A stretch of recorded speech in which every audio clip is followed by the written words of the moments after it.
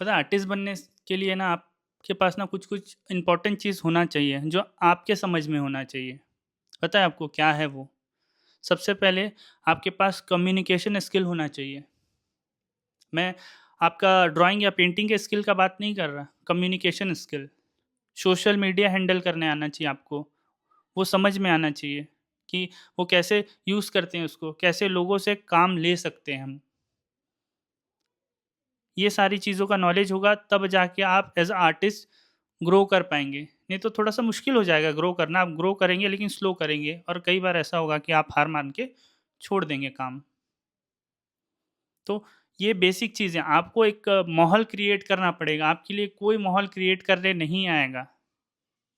जो आर्टिस्ट का माहौल एक होता है ना, उसका एक दायरा होता है कि जिसके अंदर रह के वो चीज़ों का एक कम्युनिटी बिल्ड करे और जिसमें लोग उनको समझे और उसके जैसे ही लोग वहाँ पे हों।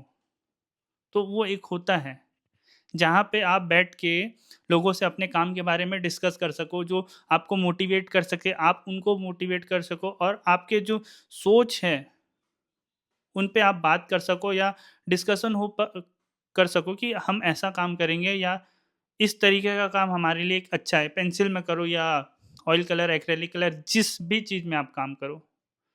तो सबसे पहले बेसिक ये चीज़ है, जिस पे आपको ध्यान देना है। आप प्रैक्टिस कर रहे हो, बहुत अच्छी बात है। लेकिन अगर आपको बात करना नहीं आता, तो आप अपने काम को नहीं बेच पाओगे। नेगोशिएशन करने आना चाहिए अपने काम को लेके कि आज की डेट में हमारे साथ क्या हो रहा है, एक आर्टिस्ट के साथ क्या होता है कि सब्जी-भाजी खरीदने आए हैं, ऐसा क्लाइंट निकल जाते हैं। हमारे पास आते हैं कि आपने अपना एक अमाउंट रखा कि मैं इस अमाउंट पे आपके पास काम करूँगा या आपके लिए काम करूँगा। तो वो बोलते हैं आप जितना बोले, एक सपोज़ मान लेते हैं कि आपने 1 लाख रुपए अमाउंट रखा, वो बोलेंगे कि नहीं मैं 30,000 रुपए पे करूँगा आपको। तो यहाँ पे आपको बताना पड़ेगा कि आप 1 लाख रुपए क्यों चार्ज कर रहे हैं उनसे, रीज़न क्या है? आप ये नहीं बोल सकते कि मटेरियल महँगा आता है या फिर इसमें इतना मेहनत लगता है। आपको अपनी वैल्यू बतानी पड़ेगी, उसको समझ में आना चाहिए कि आपका क्या इम्पोर्टेंस है और आप क्या अलग कर सकते हैं। क्यों आप चीज़ों को लेके इतना चार्ज कर रहे हैं? तो वो आपके पास होना चाहिए उनके पास आंसर करने के लिए।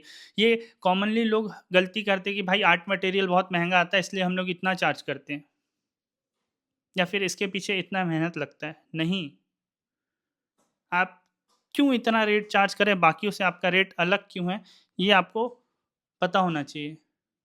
और आप इस चीज़ को कन्विंस कर पाएँगे तभी आप बिज़नेस कर पाएँगे, नहीं तो बिज़नेस करना बहुत मुश्किल हो जाएगा। और सबसे बड़ी बात आपके पास ना फॉलोवर और सब्सक्राइबर होना चाहिए। आपके जितने फॉलोवर और सब्सक्राइबर हैं सोशल मीडिया में, जितने लोग आपसे जुड़े हुए हैं, जो लोग आपको देख रहे हैं, ये सारी चीज़ें तो उनको पता होना चाहिए। जो आपका क्लाइंट है, वो तभी आपकी वैल्यू करेगा जब आपको इन सारी चीज़ों को दिखाओगे, तभी आपको उनको पता चलेगा कि आप क्या हो और क्या कर सकते हो। क्योंकि आज की डेट में आपके पास सोशल मीडिया में जितना फॉलोवर है, जितने लोग आपको देख रहे हैं या जो भी आपके साथ जुड़े हुए हैं, उन्हीं के थ्रू आपकी वैल्यू होगी। नहीं तो नहीं करेंगे क्योंकि आज की डेट में प्रोफ़ाइल क्या होता है, आपको कितने लोग देख रहे हैं, आपको कितने लोग फ़ॉलो कर रहे हैं, ये आपकी प्रोफ़ाइल है, ये आइडेंटिटी है आपकी। इस बेसिस पे जज किया जाता है कि आपको कितना पे करना है और कितना पे नहीं करना है। ये एक हार्श रियलिटी है अभी के टाइम पे। नहीं तो आपका बात कोई नहीं सुनेगा। अगर आप कितने बड़े भी आर्टिस्ट हो ना, अपने में, आपका कितना भी बेहतरीन काम क्यों ना हो, आपको वैल्यू नहीं मिलेगा। सोशल मीडिया में ऐसे बहुत अंडररेटेड आर्टिस्ट हैं, जिनका काम बहुत बेहतरीन है, लेकिन उनको वैल्यू नहीं मिलता, उनको वो प्राइज़ नहीं मिलता। बस वो सर्वाइव कर रहे हैं। क्यों? क्योंकि वो सोशल मीडिया में नहीं है और अपनी बातों को शेयर नहीं कर रहे हैं सोशल मीडिया में। तभी उनके फॉलोवर नहीं बढ़ रहे हैं, सब्सक्राइबर नहीं बढ़ रहे हैं। लोग उनको जज कर रहे हैं उसके बेसिस पे। काम आप देखे होंगे बहुत सारे, जो ग्रो कर चुके हैं उनकी बात नहीं कर रहा मैं, जो अभी स्ट्रगलिंग टाइम पे ग्रो कर रहे हैं लेकिन काम उनका बहुत अच्छा है।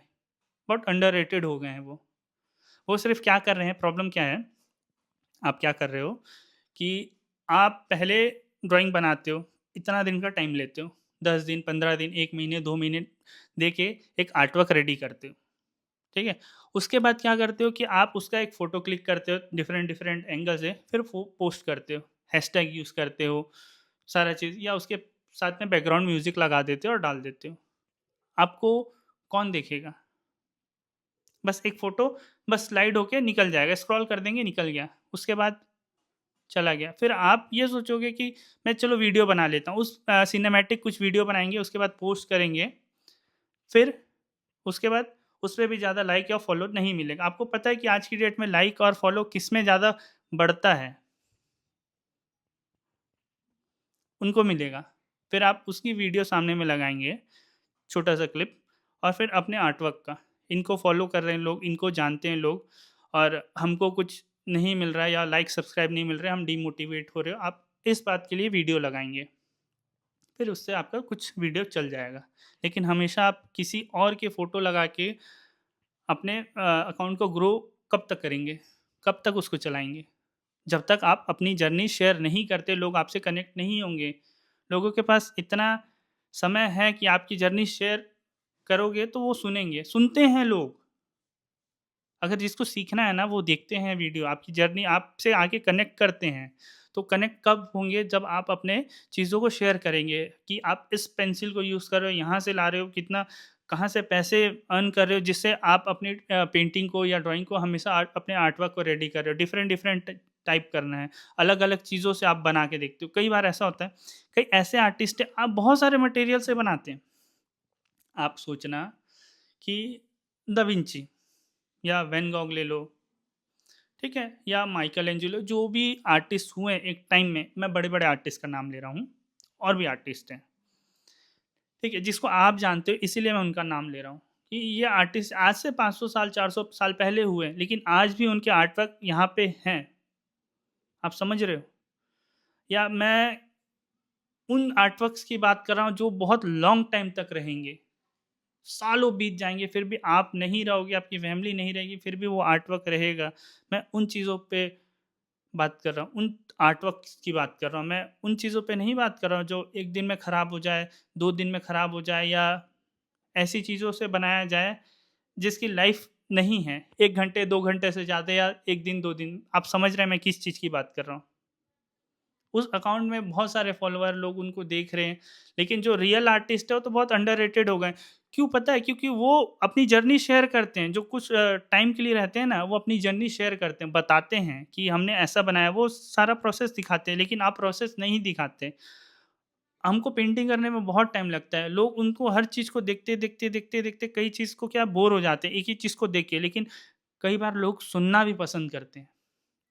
कि आप क्या सोच के बना रहे हैं, आपकी थिंकिंग क्या है उस पेंटिंग को लेके, या सोसाइटी में आप उस पेंटिंग को कहाँ स्टैंड आउट करेंगे अलग। जब तक आप ये नहीं बताएँगे, लोगों से बात नहीं करेंगे सोशल मीडिया के थ्रू, लोग आपसे कनेक्ट नहीं कर सकते। ये बात मान लीजिए।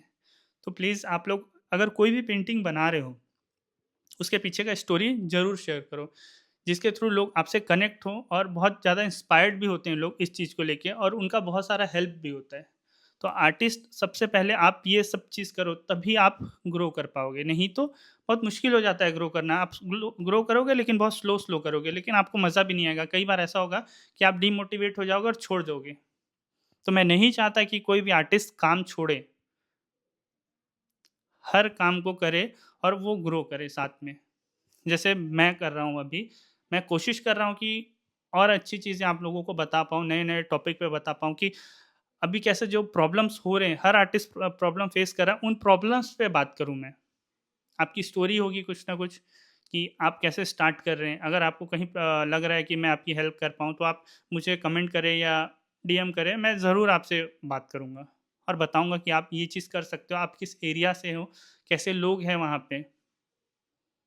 तो ये सब चीज़ अगर हम एक-दूसरे से शेयर करेंगे, तभी हम ग्रो कर पाएँगे। एक टारगेटेड ऑडियंस होती है और हम टारगेटेड लोग ही होते हैं उसपे, ज़्यादा नहीं। आर्टिस्ट बन तो जाते हैं, लेकिन आर्टिस्ट आर्टिस्ट को सपोर्ट नहीं करता, कई बार ऐसा भी होता है। तो ये चीज़ को ध्यान रखो, कौन आपके लिए अच्छा सोच रहा है, कौन बुरा सोच रहा है, ठीक है? कई बार ऐसा होता है कि आपका काम, अगर आपका काम अच्छा है, तो लोग आपको गिराने के पीछे पड़े रहेंगे, आपका काम छीनने की भी कोशिश करते रहेंगे। लेकिन वो सब चीज़ को ध्यान नहीं देना है। जो अच्छे आर्टिस्ट हैं उनकी बात कर रहा हूँ, जो किसी का बुरा नहीं चाहते हैं। तो इन सब चीज़ों में मैं आगे और भी वीडियो बनाऊँगा, और अगर आपको लगता है कि मैं किसी तरीके से आपकी हेल्प कर रहा हूँ, तो प्लीज़ आप लाइक करना और सब्सक्राइब करना मेरे चैनल को, जिस पे मैं इन टॉपिक्स को और भी आगे इंटरेस्टिंग बनाऊँ और अच्छी बातें बता सकूँ। नेगेटिव बात भी बोलूँगा, पॉजिटिव बात भी बोलूँगा। तो प्लीज़ लाइक करना, सब्सक्राइब करना मेरे चैनल को।